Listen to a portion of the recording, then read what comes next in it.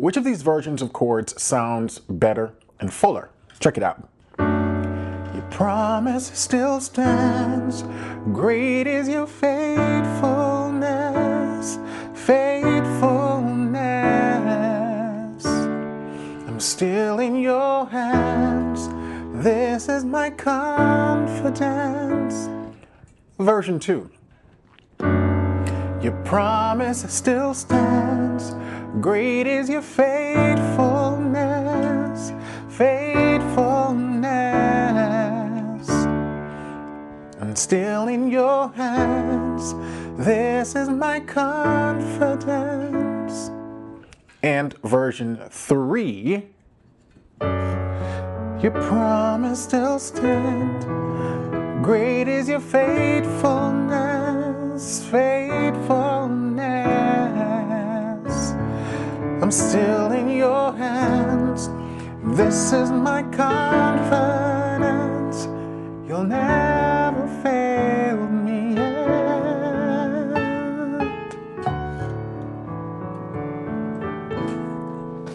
Which version sounds fuller, cooler, and more interesting? The third version, right? What is it I'm doing differently in the third version that I didn't do in the first two versions? That's what we're going to talk about today. Welcome back, folks, to the channel. My name is Warren McPherson. If you're new to the channel, this is a channel where we learn gospel piano by ear. Everything you need to become the best gospel pianist you can be. Ear training, theory, chord progressions, technique, everything you need to do without having to learn how to read music. That's what we teach over here. So be sure to hit that subscribe button and the notification bell so you can keep up with the content. I've been on YouTube since 2014. And as you can see, when you go to the channel screen homepage, there are thousands of videos at this point, right? So stick around. There's a lot to learn here. Today we're going to be talking about your secret weapon, your left hand.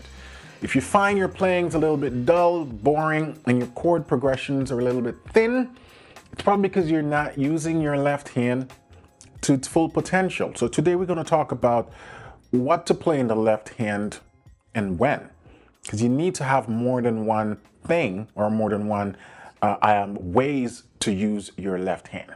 So let's dive into it.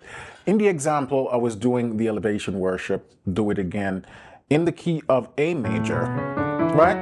Let's talk about quickly what the chord progressions were that I was playing. So I was playing D major in first inversion, G major, E major in first inversion, and then to a 1 suspension, resolve, A major, right? And then we're doing this little walk up, D minor, the 2, the 1 in first inversion, C sharp in the bass, and then back to the 4. That's sort of the gist, right? Your promise still stands. Great is your faithfulness. Faithfulness. Now, if you're a beginner, a lot of beginner plays like that. And, you know, if you're a beginner, that's fine if that's where you're starting out. You just don't want to stay at that level for too long because then you get stuck playing all your chords like that. So what happens, I'm playing the triad in my right hand, which is perfect and normal. As soon as you start learning the piano, get comfortable forming full triad chords in that right hand, right? Because 90% of the time, that's what you're going to be doing. Even at this so-called advanced level, we still do a lot of triad style playing in the right hand. So learning that from early is going to set you up to win. The secret now is how do we use this left hand?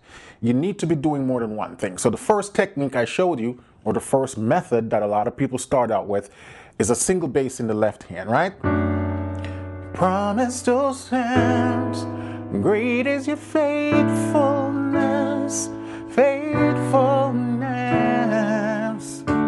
Single note in the left hand. Now, if you're playing alone by yourself, that's okay. But when you're playing with a bass player, that now becomes redundant because you're literally doing the bass player's work. You're playing left hand bass note, which is what the bass man would be doing. So then you start competing with the bass player. So it's important to note that distinction. If you're playing in a band setting or with a bass player, you want to kind of avoid doing bass movements. Now, does that mean you cannot play single notes in the left hand? No, you absolutely can. But if that's what you're doing solely, then it's going to start clashing with the bass player's movements, right? So we try to avoid single bass notes. It also just sounds thin, but it's one way you can start. Literally playing the bass notes in your right hand. The second example is where you do octaves. So it's like bass notes, but it's doubled. So if we look at it in terms of level, the lowest would be the single note in the left hand. It's okay when you're playing alone, you can start there, but you quickly want to move beyond that. And the next stage, I would say, in going beyond that, is to just start playing octave. And by simply doing that, you notice how quickly the chord starts to sound a little fuller, because now I'm introducing a whole note an octave lower that creates more resonance, make the chord just sound a little bit more beefier. So we're going from that to this. Your promise still stands, great is your faithfulness, faithfulness. Sounds a lot better, a lot fuller. Now, another reason why I highly recommend, if you're stuck at the single note level, to move now to octave, it's going to force your hands to take that octave shape. Force your hands to get comfortable being spread out, which is very important because we're going to need to use this particular shape with the hands spread out using the pinky and the thumb a lot more as we make our way towards the intermediate level. It's going to require you to start opening up the hands. So one of the best way to get comfortable, start training the hands to stay open and using them in that way is octave. Your promise still stands, great is your faithfulness, faithfulness. I'm still in your hands, this is my confidence, you never failed me yet.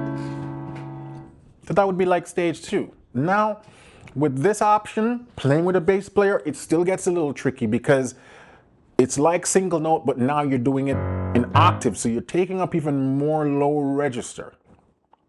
So when we're playing with a bass player, we kind of have to be careful not to be doing these powerful octaves all over the place because, again, it gets in the bass player's way. And when I say gets into the bass player's way, we're talking about frequencies, right? This is the bass territory. And by bass, we're talking about a bass guitar. That's his territory. That's his register. So if you're doing a lot of these octave left hand down here and he's playing single notes, he's going to hear the frequencies clashing. That's going to be a little bit irritating for a bass player. They're not going to like that. And rightfully so, because they don't come up in our register even though they could. They know their responsibility is to hold down the low end. So we want to try to avoid doing that all the time. Can you play a left hand octave down here? Absolutely. But throughout an entire song? No. That takes us to stage 3, which is where you really want to push to get to eventually, especially if you find yourself playing with bass players a lot. And that is playing triad chords in your left hand. We have to start training the left hand to play chords. Right? So I call it the mirror technique. You're really just now mirroring the right hand. So you'll see me do. Your promise still stand. Great is your faithfulness, faithfulness. And it makes your chord sound a lot fuller because one, your hands are going to need to be a little closer. See, when we were doing the left hand octave and the single notes, the hands, for the most part, are an octave apart. Right? So if one A is here, the other A is here, they're more like an octave away. There isn't any notes in between. So you can hear the distinction between right hand, left hand. When I do the full octave, it's even more so. We're now covering a span of like 3 octaves. But when you start doing the mirror technique, where you're basically playing the same chords in the right hand and the left, it forces you to be a little closer, right? So if I'm doing this, now you see how close the hands are apart? So it sort of compresses the register in which you're taking up, and it makes the sound a little bit more fuller. So check it out. Your promise still stands. Great is your faithfulness, faithfulness. I'm still in your hands. Never fail me yet.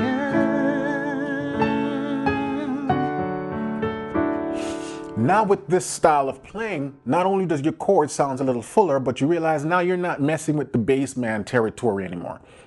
Because when you're playing full triads in your left hand, you have a limit as to how low you can go before the chord starts to sound muddy. For example, I can come down here and play bass notes. I can't play triads down here. You hear how dark and just muddy it sounds? So my sort of framework when you're playing an 88 keyboard, because it's going to be different for when you're playing keyboard with less keys, 76 keys, 61 keys, right? 4 octave, 5 octave keyboards, you might find that you need to play more in the lower register. That doesn't mean you're necessarily playing in the bass on those smaller keyboard.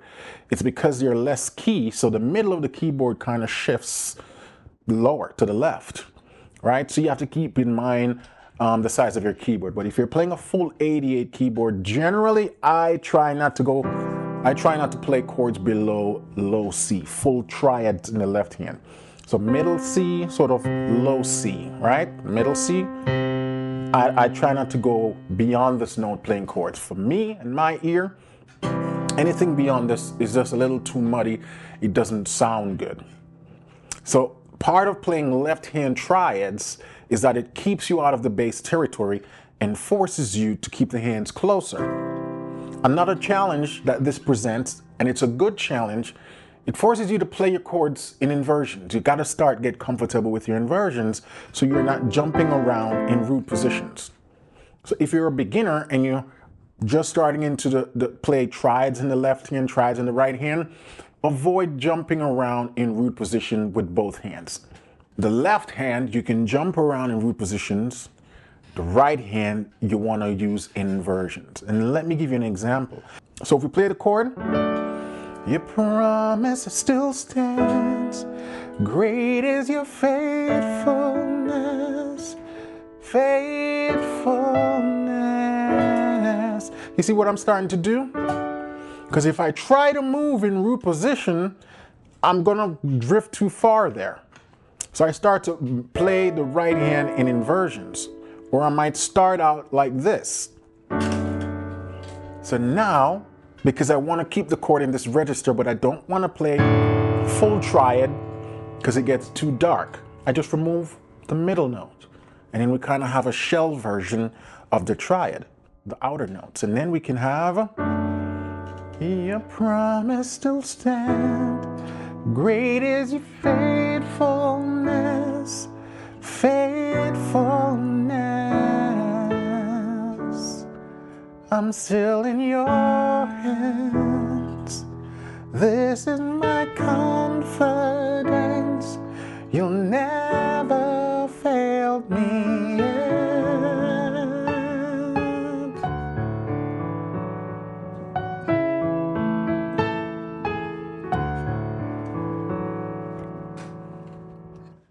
So what am I doing here?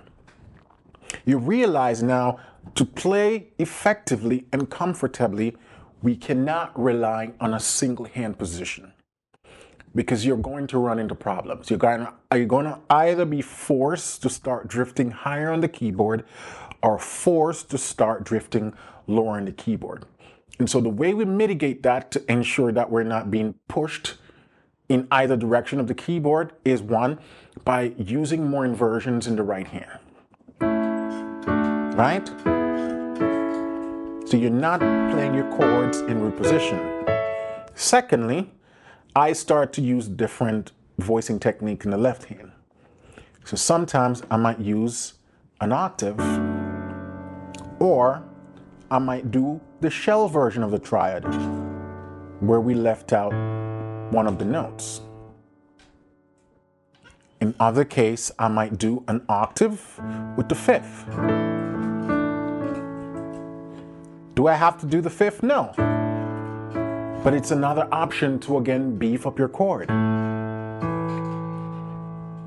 And then other options, I might do what we call power chords. Guitarists are familiar with this, playing the root and the fifth. Right? So instead of playing the full triad, because again, it sounds a little too dark, I remove the middle note, full triad. Octave in the fifth. So as you're going through your practice learning songs, keep these different hand positions in mind for the left hand. Start practicing them. How do you determine which one to use when? It's going to be based on one factor and one factor alone, in my opinion. Am I too low on the keyboard?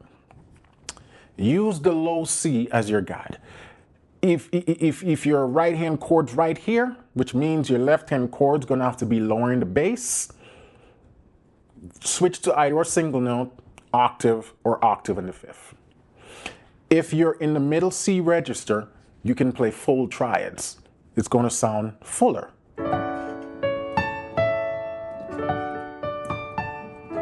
Right? Above middle C, full triad. Below middle C, octave, octave in the fifth, or power chord, root and fifth, right?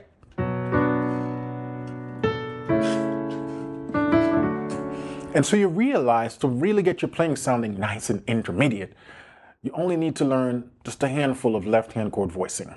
To recap, octave, single note, octave in the fifth, power chords, or full triads. And you can determine which one you want based on the sound and definitely based on your hand position. Start practicing that, and overnight your playing is going to sound a lot different. This is the foundation that you're going to then pivot from into the advance, right? Because from here, we're going to be able to start adding little rhythms and sevenths, right? We promise to stand, great is your faithfulness, faithfulness. Da da da da. This is my confidence, you'll never fail me.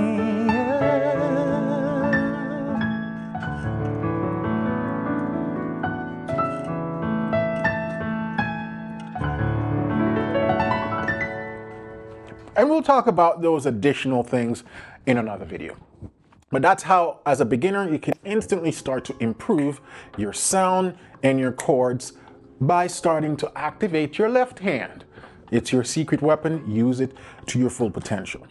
And if you want more exercises on how to start training your chord progressions, especially for that left hand, I would highly recommend you check out pianolessonwithwarren.com. I have some courses over there, especially one for beginner. I call it the 12-week beginner chord progression course. And it teaches you how to play 6 popular common chord progressions using a lot of these techniques in all 12 keys. So it's just an exercise regimen. And I have a downloadable PDF that accompanies it, backing tracks so you can practice. And then after that, we have one that focuses on sevenths. And then after that, we want to have one that introduces you to ninths. And then after that one, we go to 11th and 13th. So it's a great way for you to progressively learn how to play and voice these chords and then start using them in song. So I would highly recommend you check out pianolessonwithwarren.com. That's my private membership program, where I've helped over 14,000 students at this point achieve their musical goal. We're currently running a $1 free trial. For 7 days, you can get full access to the program and our prime app that I call the Practice Path, that has everything laid out and mapped out for you, so you know when to practice, how to practice, when to move on in a structured, measurable way, right? So if you want to take your playing to the next level without the guessing game, Pianolist with Warren would be a right place for you. However, if you want to hang out here on YouTube, get some more knowledge, I'm going to link to another video right here that covers more stuff about left hand bass walks and all of that stuff. All right. Until then, have a blessed week and we'll talk soon. Take care.